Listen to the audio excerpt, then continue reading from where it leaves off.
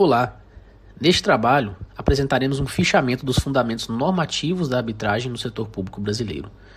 A ideia é oferecer um mapa rápido, em linguagem direta, para apoiar a elaboração de cláusulas e a leitura crítica de contratos e editais.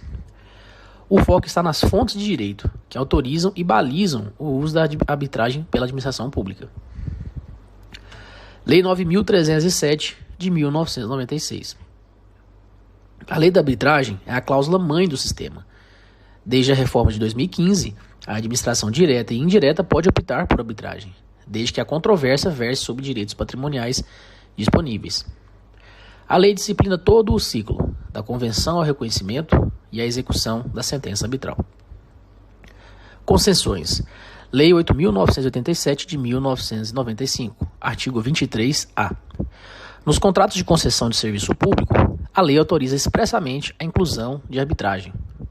Dois requisitos são marcantes para tanto. A sede do procedimento deve ser no Brasil e o idioma em português. A remissão à Lei 9.307 de 1996, que é a lei da arbitragem, garante alinhamento ao regime geral. PPPs. Lei 11.079 de 2004, artigo 11, inciso 3º.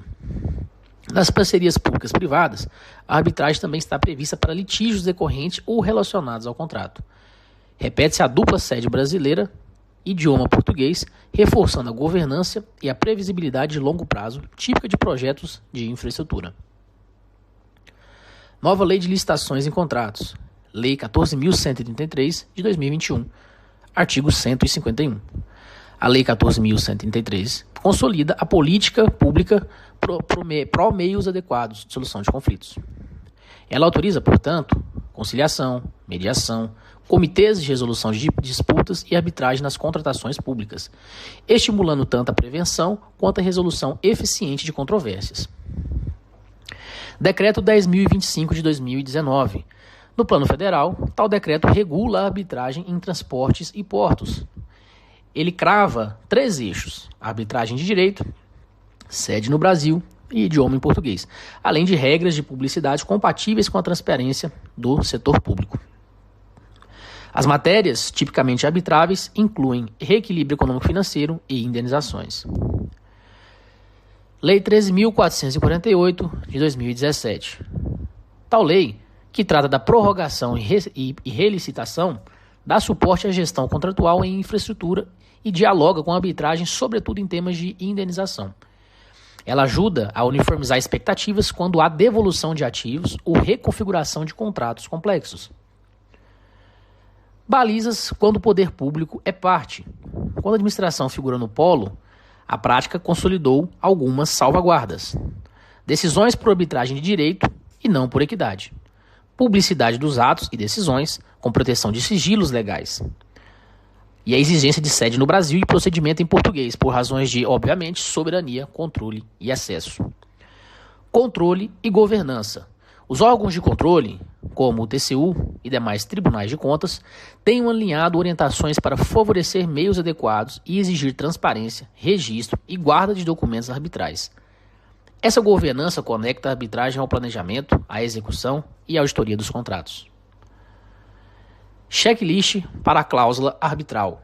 Ao redigir a cláusula, convém indicar a base legal, Lei 9.307 e leis setoriais, delimitar o escopo aos direitos patrimoniais disponíveis, fixar que será arbitragem de direito, definir sede e idioma, identificar a instituição e o regulamento, prever publicidade e salvaguardas de sigilos e organizar custos, prazos e forma de escolha de árbitros. Muito boa noite. Dando prosseguimento na nossa apresentação, vou falar sobre a arbitrabilidade objetiva na administração pública. Esta tem crescido bastante nos últimos anos, principalmente pelo aumento gradativo da necessidade do uso da justiça e, também, pela celeridade da arbitragem para resolver conflitos. Porém, primeiro é preciso entender o que é a objetividade na arbitragem. A arbitrabilidade objetiva é aquela que trata da matéria do direito, ou seja, ela é quem define onde, como e quando utilizar a arbitragem. Dessa forma, entende-se que a arbitrabilidade objetiva só pode ser alçada em relação ao direito público, não podendo ser utilizada no direito privado, por exemplo, para resolver pendências do direito tributário, da família ou até mesmo penal.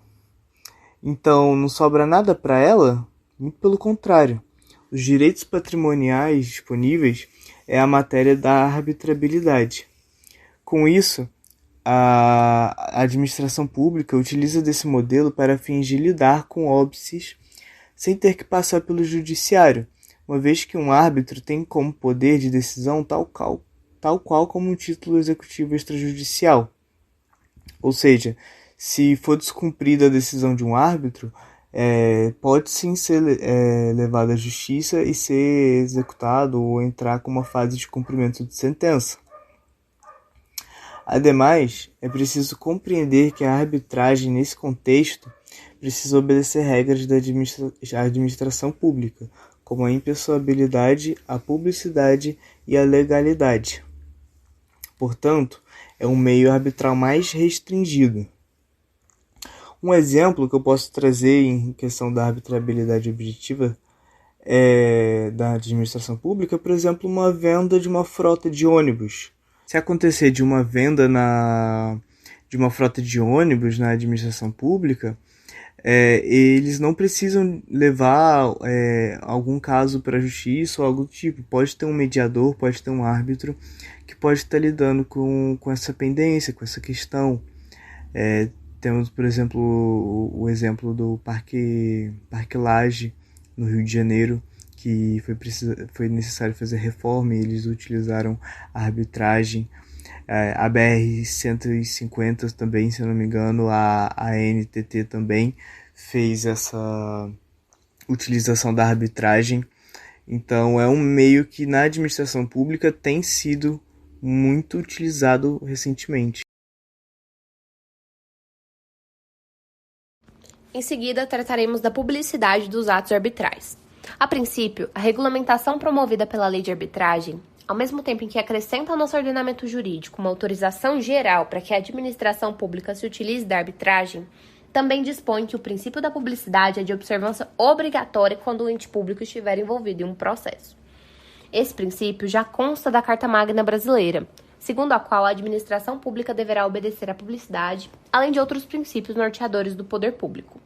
Nesse sentido, é importante frisar que os agentes públicos, no exercício de suas funções, administram e zelam por interesses que são de titularidade da sociedade, e não apenas devem prestar contas de seus atos, como estão ainda sujeitos ao controle social. Dessa análise decorre o princípio da publicidade. E no modelo de jurisdição arbitral não é diferente. Isso porque existe a necessidade de controle social e de fiscalização dos atos administrativos. Por exemplo, sempre que surgir uma controvérsia que envolva a fazenda pública, haverá o interesse da coletividade na solução que a ela for dada. Parte daí a necessidade de se respeitar o princípio da publicidade nas arbitragens que envolvam a fazenda pública. O foco é assegurar aos cidadãos o amplo acesso às informações e aos documentos que versem sobre o exercício da atividade administrativa do Estado. Por outro lado, a transparência que é exigida nas arbitragens com a administração pública não significa que as partes estejam obrigadas a publicizar, por exemplo, segredos comerciais, patentes ou documentos sigilosos. A publicidade não é um princípio absoluto e pode ser relativizada, quando em antinomia com outras normas constitucionais de igual hierarquia. Pois bem, a decretação do sigilo ou segredo de justiça arbitral poderá justificar-se por 3 razões. Força da existência no processo de informações que possam colocar em risco a segurança da sociedade ou do Estado, quando a divulgação da matéria objeto de litígio puder importar em ofensa a direitos individuais da parte privada, como, por exemplo, segredos comerciais, patentes, informações fiscais, e, por fim, quando a divulgação da informação ou da matéria objeto de litígio colocar em risco direitos de terceiros de natureza sigilosa. Por sua vez, as informações consideradas imprescindíveis à segurança da sociedade ou do Estado só poderão permanecer em segredo de justiça se classificadas como ultrasecretas, secretas ou reservadas, nos termos dos artigos 23 e 24 da Lei 12.527 de 2011. Dando seguimento, falaria da arbitragem no setor público do Brasil e as principais peculiaridades procedimentais. A possibilidade do uso de arbitragem pela administração direta e indireta foi expressamente autorizada pela Lei nº 13.129 de 2015, que alterou a Lei de Arbitragem e a Lei de Licitações e Contratos. A arbitragem no setor público do Brasil possui peculiaridades procedimentais que decorrem da submissão da administração pública aos princípios constitucionais, como a legalidade, publicidade e a indisponibilidade do interesse público. Mas as principais peculiaridades procedimentais em si incluem a arbitragem de direito, ou seja, a decisão deve ser fundamentada na legislação aplicável, direitos patrimoniais disponíveis, previsão no edital ou contrato, a publicidade, pois diferente da arbitragem privada, que geralmente é confidencial, a arbitragem com a administração pública deve ser pública, vinculação à lei orçamentária, a escolha da Câmara de Arbitragem e árbitros, e a escolha da Câmara de Arbitragem pode ser feita por meio da inexigibilidade de licitações, controle e fiscalização, procedimento arbitral envolvendo o poder público está sujeito a todos os controles de órgãos de fiscalização, como o TCU, por exemplo. Em seguida, vou falar dos fluxos escalonados consistentes e também dos comitês de resolução de disputas, os CRDs. Os fluxos escalonados consistem em uma sequência pré-definida de métodos de solução de conflitos inseridos nos contratos administrativos, com o objetivo de buscar a resolução consensual das disputas em níveis menos formais antes de recorrer a métodos mais demorados, como a arbitragem ou o poder judiciário. Um fluxo comum consiste em uma negociação direta, seguida de mediação ou conciliação, seguida de um comitê de resolução de disputas e, somente quando necessário, segue-se para a arbitragem. Os comitês de resolução de disputas em si, os CRDs, são colegiados formados por especialistas que atuam de forma preventiva e célere nas soluções de conflitos e contratos de longa duração e alta complexibilidade, como obras públicas e concessões, por exemplo. Além do exposto, para aprofundar a temática da arbitragem no setor público, analisaremos as boas práticas contratuais. Por entre múltiplos aspectos antropossociológicos, político-econômicos e histórico-geográficos, no seio de sociedades marcadas por assimetrias estruturais, John Rawls, professor de filosofia da Universidade de Harvard, propõe um modelo normativo de justiça promotor da institucionalização de princípios equitativos com fundamento em uma razão pública orientada à imparcialidade. Partindo da concepção de posição original, idealizada sob o véu da ignorância, os indivíduos, desprovidos de conhecimento sobre seu extrato social, elaborariam normas justas com base na universalização dos direitos fundamentais, de modo que os princípios não derivariam da realidade posta, mas de uma abstração crítica que impede arbitrariedades. Como sustentado por Rawls, a justiça é a primeira virtude das instituições sociais, como a verdade o é do sistema de pensamento. Embora elegante e econômica, uma teoria deve ser rejeitada ou revisada se não é verdadeira. Da mesma forma, leis e instituições, por mais eficientes e bem organizadas que sejam, devem ser reformadas ou abolidas se são injustas.